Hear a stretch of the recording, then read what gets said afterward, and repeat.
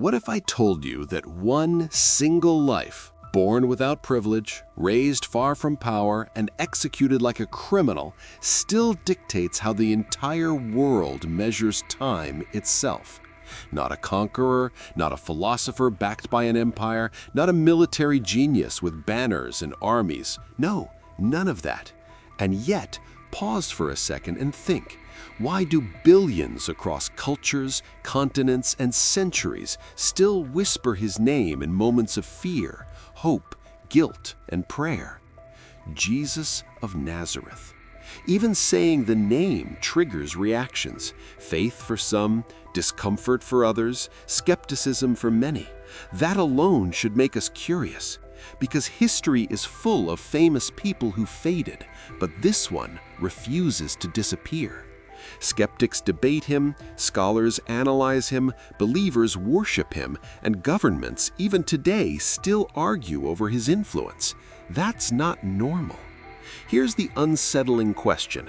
How does someone with no formal education, no political office, no written works, and no visible power end up shaping law, morality, art, and human conscience for over 2,000 years? This isn't just a story. It's a historical anomaly. And before you dismiss this as another religious tale, consider this. Historians who reject miracles still agree Jesus existed, was executed, and ignited a movement that exploded instead of dying with him. That should bother us in a productive way, because movements don't usually survive the death of their leader, especially when that leader dies in public humiliation. And yet, fear crept into empires, urgency spread through cities, and ordinary people began acting as if death itself had lost its authority. Why? What did they see? Or more dangerously, what did they believe they saw? Imagine living in a world with no modern medicine, no human rights, no safety nets, where gods were distant and life was cheap. Then suddenly, someone appears claiming that God is not distant at all, that he sees you, knows you, and demands something radical. Not power, but repentance. Not dominance, but surrender. Sounds comforting until you realize it threatens every system built on control. And here's a quick pattern break. If Jesus were alive today, would he be trending or canceled? Food for thought. Because the real tension of his life isn't that he preached love, it's that he exposed hypocrisy, confronted authority, and spoke with a certainty that forced people to choose sides. Neutrality wasn't an option then, and it still isn't now. That's why his life continues to challenge, comfort, and confront humanity simultaneously. And this is just the opening move. Because once we step past the birth and into the implications of who he claimed to be, the story doesn't get safer, it gets explosive. Stay with me, because what comes next is where faith collides with fear and history takes a turn no one saw coming. Jesus was born somewhere between 4 and 6 BC, and already history is behaving strangely, because this was not how world changers were supposed to arrive. No palace gates opening, no royal messengers announcing a future king, not even a proper bed, just a borrowed stable, the smell of hay, animals shifting in the dark, and a silence so ordinary it felt almost insulting to destiny itself. And yet, here's where the tension begins, because while the world barely noticed, fear did. Real fear, political fear. King Herod, a ruler hardened by paranoia and power, heard whispers of prophecy, an ancient promise of a king born not by ambition, but by divine appointment. And instead of curiosity, he chose terror. Pause for a moment and let that sink in. A grown man with an army, a crown, and absolute authority felt threatened by a newborn who couldn't even lift his head. If that doesn't interrupt your expectations, it should. Why would a baby terrify a king? That question is the hinge of this entire story. Because fear reveals what power cannot control. Herod's response was swift and brutal, an order to kill infant boys in Bethlehem, an act so extreme it exposes something deeply unsettling. Before Jesus spoke a word, healed a body, or gathered followers, the idea of him alone was dangerous. This wasn't superstition, it was prophecy colliding with political insecurity, heaven brushing against earth in a way that rulers could not regulate. And here's the uncomfortable thought. When power panics, it's usually because it senses replacement. The birth of Jesus felt less like celebration and more like a warning signal, as if history itself was quietly shifting beneath the feet of those who thought they owned it. And let's reset attention for a second. If your birth announcement caused a government-level crisis, would you call that a normal start to life? Exactly. This moment forces us to reconsider what greatness actually looks like. No visible strength, no influence, no resistance, yet the reaction was immediate and violent. Why? Because prophecy has weight. For centuries, Jewish scriptures had spoken of a Messiah, not born into comfort, but into contradiction. Someone who would upend expectations and expose false security. That's why this birth mattered, not because of where it happened, but because of what it represented. A divine interruption, a quiet invasion. And while the child was hidden, moved, protected in obscurity, the threat did not disappear, it simply waited. This is where urgency enters the story, because danger didn't end with Herod's decree. It only confirmed that this life would unfold under pressure, opposition, and divine purpose. Childhood, we're often told, reveals nothing special. But here's the cliffhanger. What if every ordinary moment in that hidden early life was actually preparation? What if silence itself was part of the strategy? Because when a birth triggers fear at the highest levels of power, it's not the end of the story. It's the first warning that something unstoppable has begun. Here's something that should immediately make you pause, because it defies everything we expect from greatness. From infancy to roughly age 30, the historical and biblical record about Jesus is almost completely silent. And that silence is not an accident, it's a strategy. Think about it for a moment. If someone today claimed to be the Son of God, would we tolerate 30 years of anonymity, or would we demand instant proof, viral moments, and visible power? Yet Jesus grows up in Nazareth, a town so unimpressive it practically became a punchline. Can anything good come from Nazareth? Not exactly the resume of a world changer. He is known not as a miracle worker, not as a preacher, but simply as a carpenter's son, someone whose days were filled with splintered wood, sore hands, routine labor, and the quiet discipline of ordinary life. No crowds, no thunder from heaven, no divine theatrics. And if that feels disappointing, that's the point, because the tension of this phase is psychological and spiritual rather than dramatic. Why would someone with divine authority choose obscurity over influence, obedience over recognition, patience over urgency? That question resets everything, because silence in this context is not absence, it is formation. Preparation often looks like invisibility, and that truth is uncomfortable in a culture addicted to speed and applause. Imagine the fear this creates for power structures later on. A man who did not rush, did not posture, did not need validation. That kind of person is dangerous. And here's a subtle pattern break. If Jesus had launched his mission at 18, would we trust him more or less? Exactly. Maturity carries weight, and those unseen years were shaping something deeper than skill. They were forming character, restraint, and authority, rooted not in performance, but in identity. This is where the spiritual tension intensifies, because divine power restrained is far more unsettling than divine power displayed. He learned scripture, observed human nature, experienced grief, labor, obedience, and limitation, all without ever announcing who he really was. And that raises another unsettling thought. If God himself valued preparation over visibility, what does that say about our obsession with being seen? The urgency here is quiet but profound, because this hidden season is laying the groundwork for everything that follows. Every parable, every confrontation, every act of mercy will carry the weight of someone who understands humanity from the inside, not from a distance. And then, without warning, the silence breaks, not gradually, not cautiously, but decisively. One day the carpenter steps forward, and the world will never hear him the same way again. But here's the cliffhanger. What happens when a life shaped in obscurity suddenly speaks with authority that unsettles religious leaders, challenges empires, and forces people to choose? Because when silence ends, it doesn't whisper, it disrupts.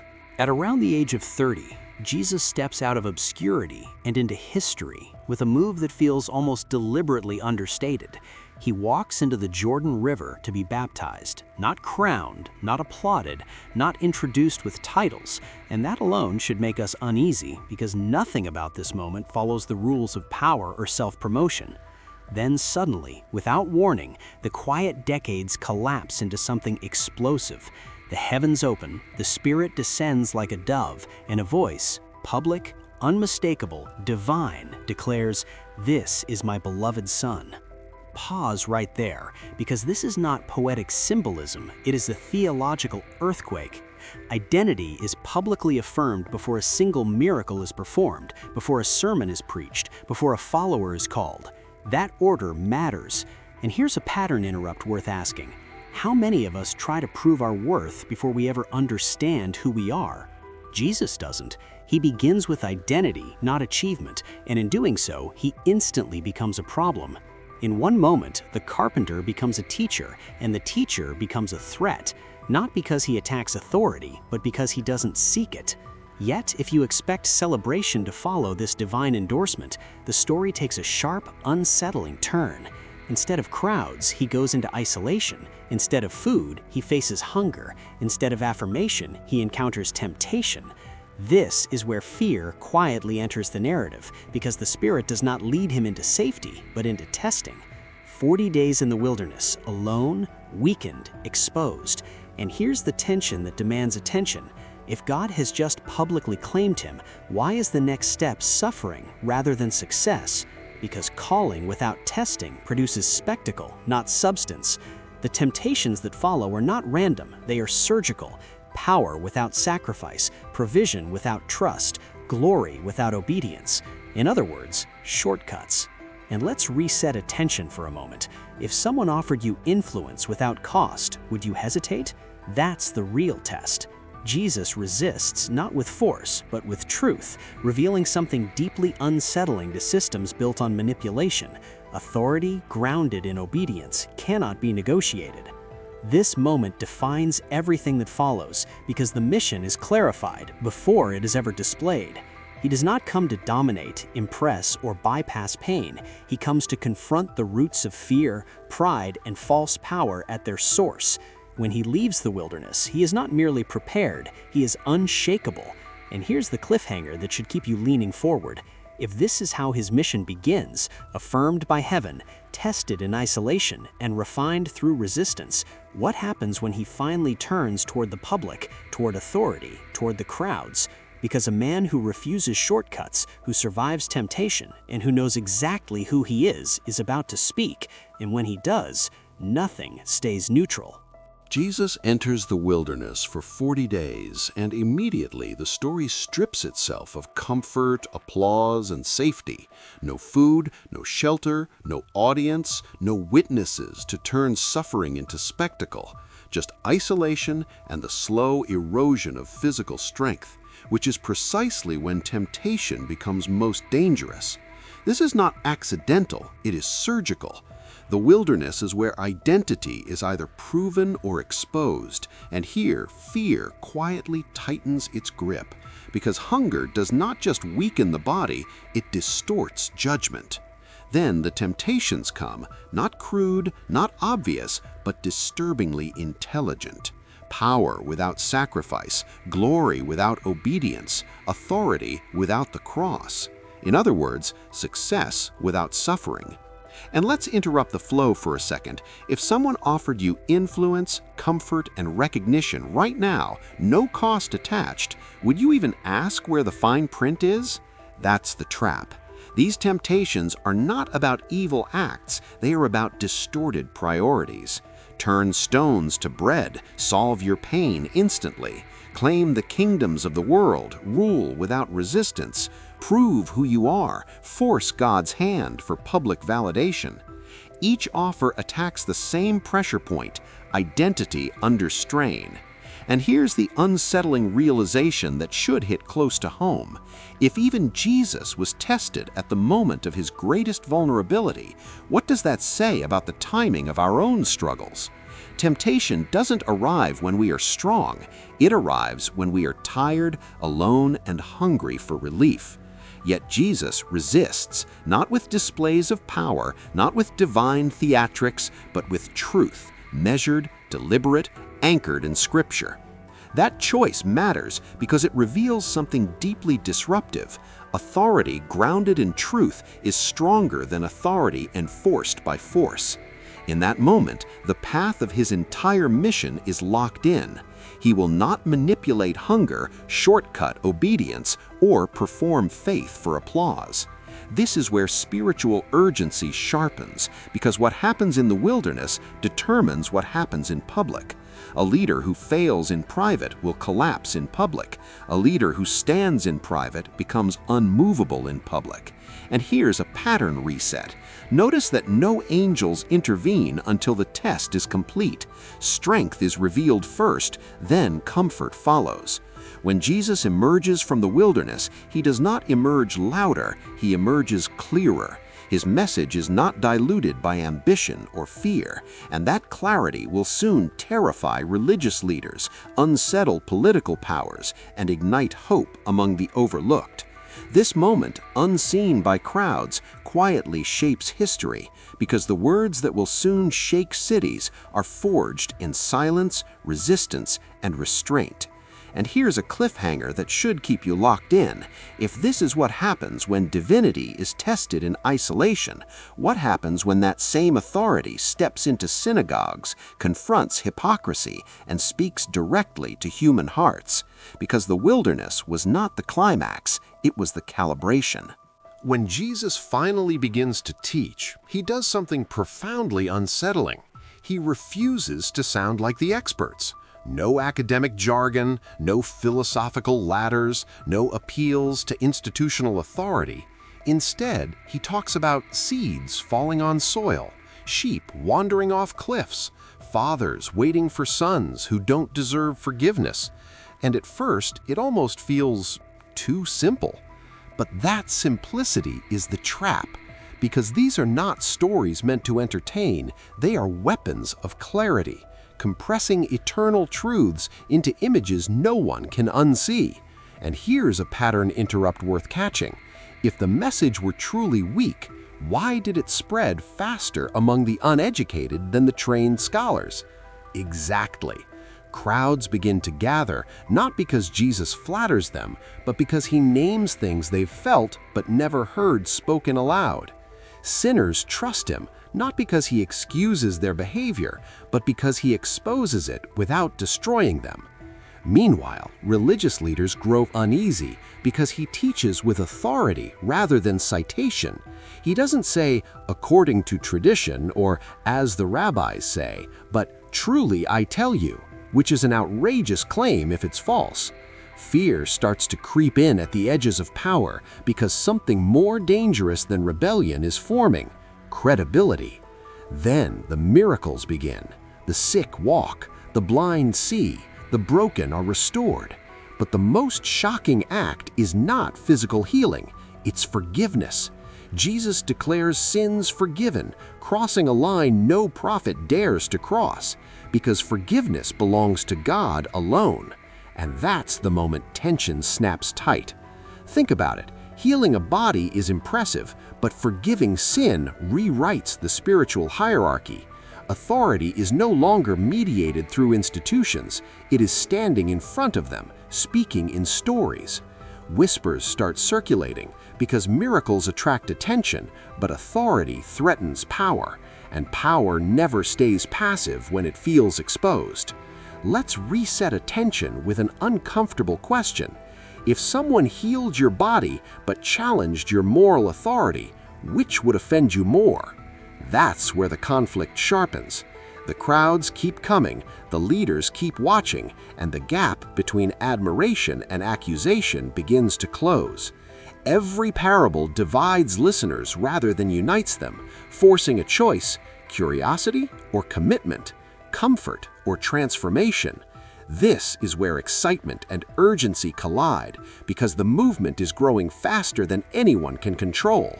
And history tells us movements without permission rarely end peacefully.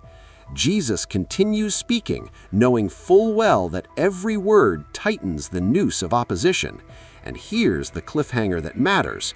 When authority is no longer theoretical but embodied, when stories start dismantling systems, and when forgiveness threatens control, what do those in power do next?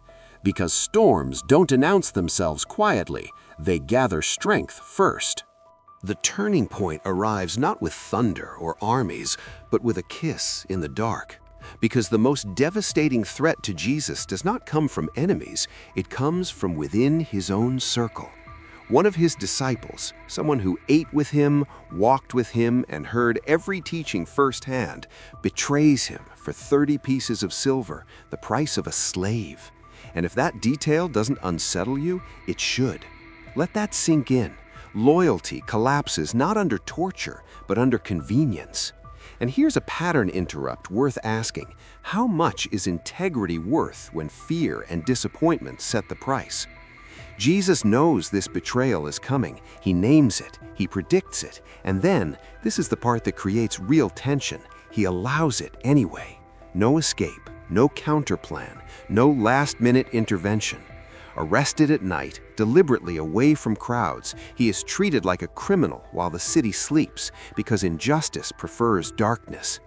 His closest friends scatter. One denies even knowing him, another flees. The isolation is complete. And now fear moves from the background to the foreground, because Jesus is put on trial, not a fair one, but a rushed, illegal proceeding built on false accusations and manufactured testimony. The irony is sharp. The only innocent man in the room is the one on trial. And here's the chilling detail that demands attention. He stays silent. No defense, no explanation, no appeal to miracles or divine authority. Why wouldn't an innocent man fight back, especially one with power? That question resets the entire narrative, because silence here is not weakness, it is intention. Every word he withholds tightens the responsibility of those accusing him. Every accusation unanswered exposes the corruption of the system itself. Spiritually, this moment is terrifying because it forces a realization. Justice is not always about winning arguments. Sometimes it's about fulfilling purpose. This isn't an accident spiraling out of control. It's a mission moving exactly as planned. And let's interrupt the gravity for just a second. If you had the power to end injustice instantly, would you use it, or would you endure it for a greater outcome? That's the uncomfortable moral weight of this moment. Jesus absorbs betrayal, falsehood, and abandonment without resistance, not because he lacks power, but because he understands the cost of what comes next. The urgency intensifies because every step forward is irreversible. The religious leaders think they are eliminating a problem. The political authorities think they are preserving order. The disciples think everything is lost. But beneath all of it, something far more dangerous to fear and death itself is unfolding. This silence before condemnation is not the end. It's the calm before a seismic shift. And here's the cliffhanger that should keep you locked in. If betrayal, injustice, and silence are not failures, but necessary steps, what does that mean for what's about to happen next? Because when a mission absorbs this much darkness willingly, the outcome is never ordinary. Jesus is beaten, mocked, stripped of dignity, and nailed to a Roman cross, a method of execution designed not just to kill, but to humiliate publicly, to warn anyone watching what happens when authority is challenged. And this is where fear reaches its peak, because crucifixion was meant to erase a person from memory, not preserve them in history. The crowd watches, some in anger, some in confusion, some in grim satisfaction, while soldiers gamble for his clothing as if this were just another afternoon's work. And yet the atmosphere itself seems to revolt. The sky darkens in the middle of the day, the earth trembles beneath their feet, and even nature behaves as though something has gone terribly wrong. Pause here, because this isn't poetic exaggeration, it's a theological signal. Creation is reacting to its creator being executed. And here's a pattern interrupt worth confronting. If this was merely a failed teacher dying like thousands before him, why does the moment feel so heavy, so final, so disturbingly significant? Jesus hangs between criminals, mocked as King of the Jews, a title meant to ridicule but layered with irony so sharp it cuts through history. He speaks sparingly, deliberately, words of forgiveness, words of care, words of completion. And then comes the sentence that has echoed for centuries. It is finished. Not I am finished, not this is over, but it is finished. That distinction matters. Finished what? Not his life, that's obvious, but fear, separation, sin, the invisible chains humanity had normalized. Spiritually, this is where urgency collides with hope, because what looks like defeat is actually a declaration of completion. The price is paid, the mission is fulfilled. And yet, let's reset attention with an uncomfortable question. If the problem was truly solved here, why does the silence afterward feel so loud? The curtain in the temple tears from top to bottom, signaling access where separation once stood, and a hardened Roman centurion utters the unthinkable. Surely this was the Son of God. Think about that. An executioner recognizes what religious authorities rejected. That alone should stop us. But the tension doesn't release. Jesus breathes his last, and suddenly everything goes quiet. His followers scatter, hope collapses, fear takes over. From the outside, it looks like the story has ended exactly how power intended it to end, with a body sealed in a tomb and a movement buried alongside it. And yet, something feels unfinished, unresolved, almost deliberately suspended. If this were merely an ending, history would have moved on. Rome crucified thousands, names disappeared, stories faded. But this one doesn't fade, it lingers. Why? Because endings don't usually come with earthquakes, torn veils, and confessions from enemies. Endings don't usually feel like pauses. And here's the cliffhanger that refuses to let go. If the cross truly finished everything it claimed to finish, why does the story refuse to stay buried? Because the tomb wasn't meant to stay closed, and what happens next will either expose the greatest illusion in history or the most dangerous truth humanity has ever encountered. 3 days later, when history should have closed the book and moved on, the impossible happened. And this is where fear, excitement, and urgency collide in a way that refuses to stay theoretical. The tomb was empty. Not symbolically empty, not metaphorically empty, physically empty. And before we rush past that, pause and consider how dangerous that claim is. Because empty tombs don't create comfort, they create panic. Roman authority feared grave robbery, religious leaders feared exposure. Followers feared hope itself, because hope can hurt worse than grief if it collapses again. And yet eyewitnesses, named, traceable, ordinary people, claimed they saw Jesus alive. Not once, not in a dream, not in a vague spiritual experience, repeatedly, eating, speaking, teaching, inviting touch. This wasn't a legend whispered generations later in poetic language. It was a public claim made while enemies were still alive to deny it. That detail matters historically. And here's a pattern interrupt worth asking. If someone today claimed a public execution victim had risen and appeared to hundreds, would the authorities ignore it or shut it down immediately? Exactly. Yet the body was never produced. Instead, the message spread faster. Fear shifted sides. The followers who fled at his arrest suddenly became unafraid of prisons, beatings, and death. That should disturb us, because people may die for beliefs they think are true, but no one willingly dies for something they know is false. That's not faith, that's insanity. And yet these were fishermen, tax collectors, ordinary men and women with everything to lose and nothing to gain materially. No power, no wealth, no safety. So why persist? Because resurrection doesn't just inspire hope, it demands a response. If Jesus stayed dead, he was a tragic teacher. If he rose, he is something else entirely, and every system built on fear, death, and control is suddenly exposed as temporary. Spiritually, this moment is explosive because resurrection reframes reality itself. Death is no longer final, failure is no longer fatal, fear is no longer ultimate. And let's reset attention with a slightly uncomfortable thought. If resurrection is true, it's not just good news, it's an interruption. It means accountability, it means meaning, it means history has direction, not randomness. That's why the early message wasn't live your best life, but he is risen, a statement so bold it either had to be silenced or believed. And despite persecutions, executions, and exile, it spread. Cities changed, ethics shifted, time itself was reoriented around this moment. Something had happened that could not be undone. The world would never be the same again, not because an idea survived, but because an event rewrote what humans believed was possible. And here's the cliffhanger that forces us forward. If resurrection truly happened, then the story didn't end at the tomb, and it didn't stop with eyewitnesses.